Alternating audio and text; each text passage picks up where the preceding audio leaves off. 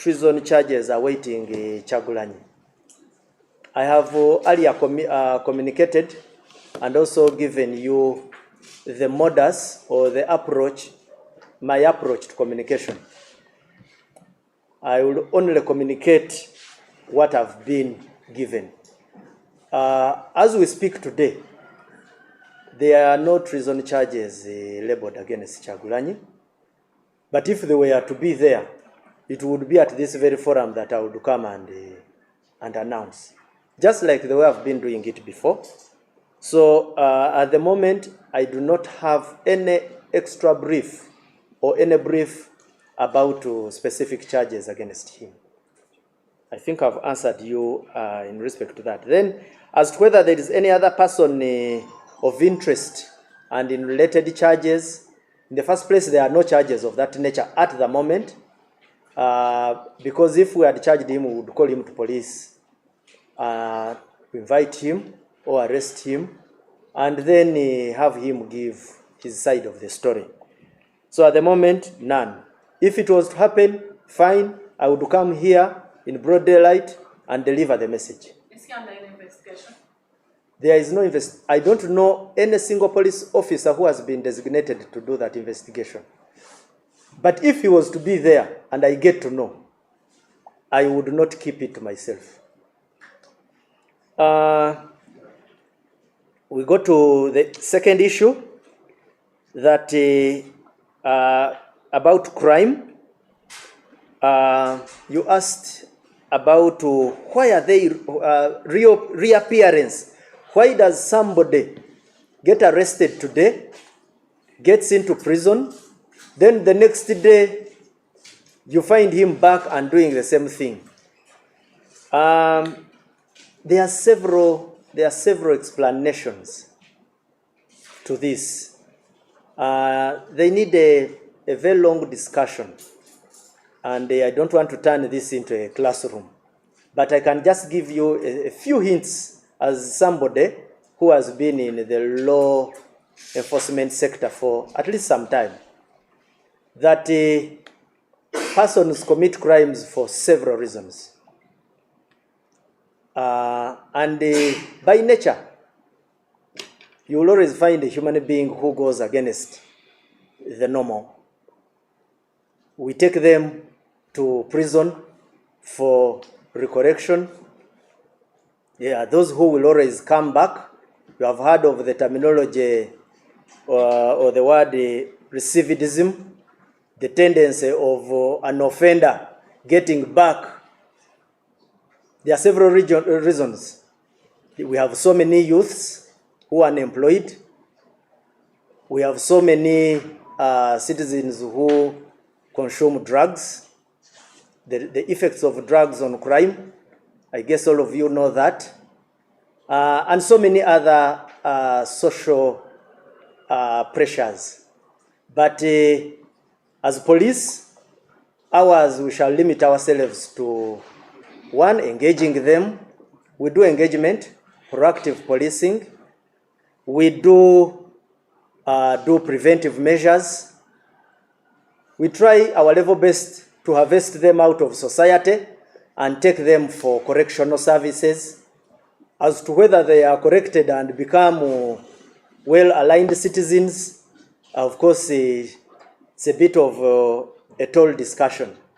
But what you need to know is that there is no society at the moment that has fought crime entirely to zero levels.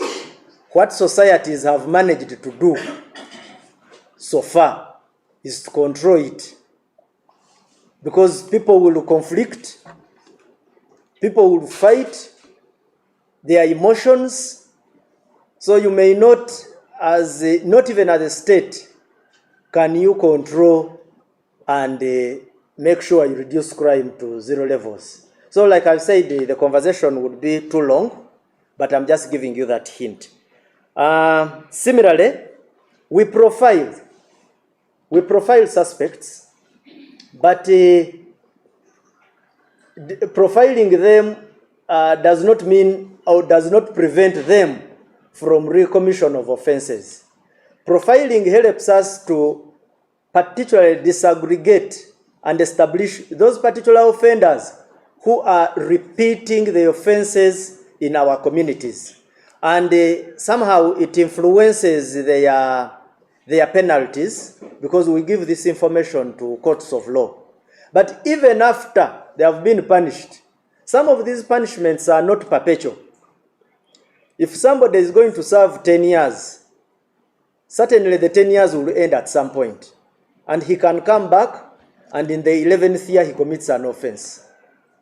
So just know that's the point. And I think that one answers also my sister, the why question. There are several. I think as media houses, you may have to get time and invite a number of government offices to do some explanation. The Ministry of Gender has a very good explanation.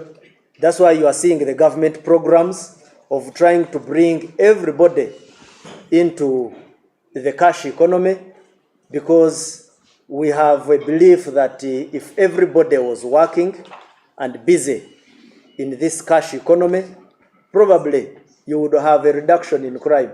But even in a working environment, there are crimes. Because in working environments, there is corruption. So it's an offense. For you to be corrupt, you must be working. In working environments, there are feuds. So the story is long. Let me go to the second issue.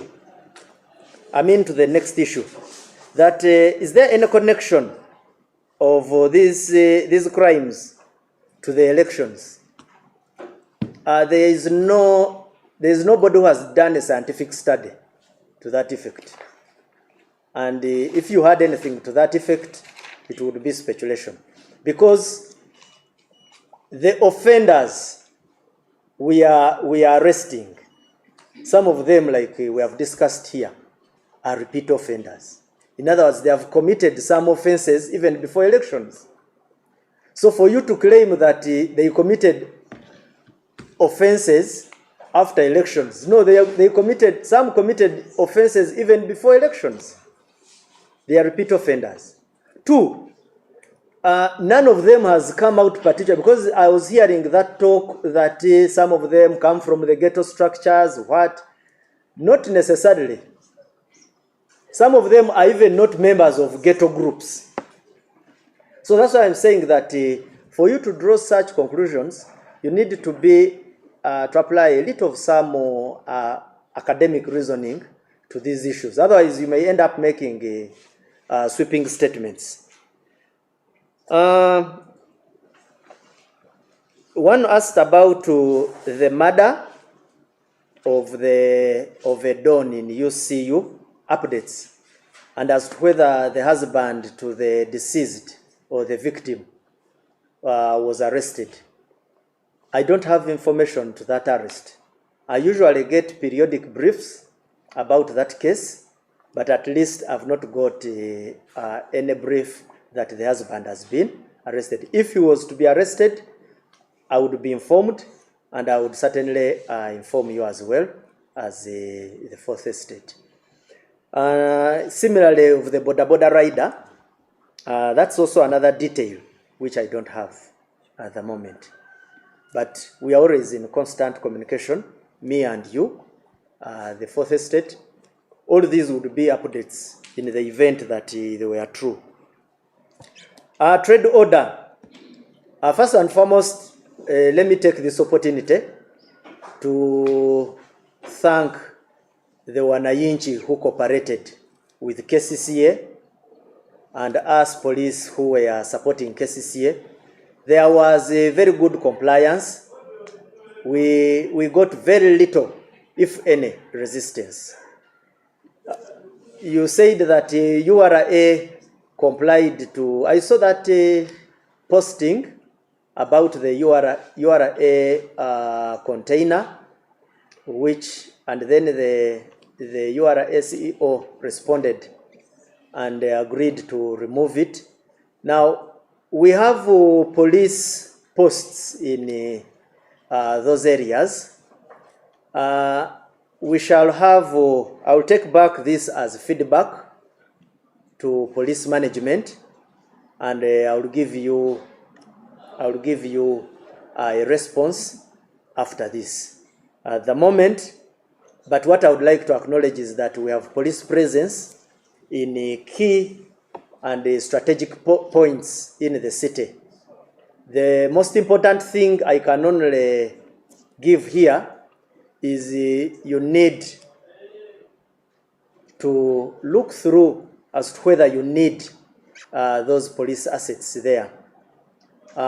Secondly, it is not new in the policing environment all over the globe to have those temporary structures. There are other countries you find they even have observation posts on roads, and all those are mounted on streets. They have what we call cordons. This is temporary infrastructure put in strategic areas, particularly to have the capacity to respond to people's security needs in certain given environments. But like I've told you, thank you for this information. I seek your opportunity to take this information to police management. Somebody asked, is Uganda safe after these statistics? Yes. By the way, you need to draw a very, very clear distinction between having incidents of crime and insecurity. Uganda is not insecure. It's not true.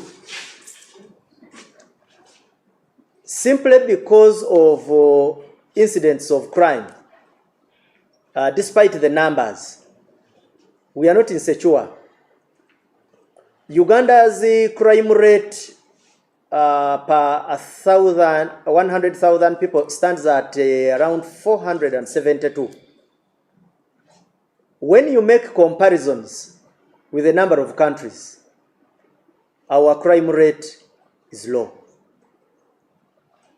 Even in the most advanced, because you do some little reading, look at the crime statistics of a country like United States. Go for the District of Columbia, stands at over 1,000 per 100,000 people. Alaska,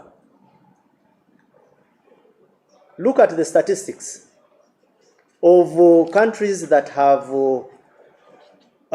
good levels of social organization, huge budgets. The statistics, like I've told you, you may not have zero crime, but you can have controlled crime. So we shall continue working together with you, public, to fight crime. Just what you do, make sure that at every junction, when you come into contact with either a threat or a real incident, share it with the police in a timely manner. Equally, but this one is a little different. My brother asked about the solutions, and that the solutions we're applying are not working. The solutions we're applying are working. These disruptive operations we are carrying out on the various crime hotspots are working. We are having engagements with the members of public down there who appreciate our actions. We are seeing, where we do these sweeping operations, a reduction in crime. The four guns we harvested from public between 21st and 24th January have seen a good reduction in aggravated robbery in the greater Kampala metropolitan area. So, Ndugu, there is a reduction wherever we do these operations, and these operations will be continuous. He talked about our, yeah, you'll be seeing patrols, because that's a routine police function. We patrol streets, we patrol neighborhoods, and we shall continue doing it. We do it both day and night based on our security and intelligence assessments. Let me end there.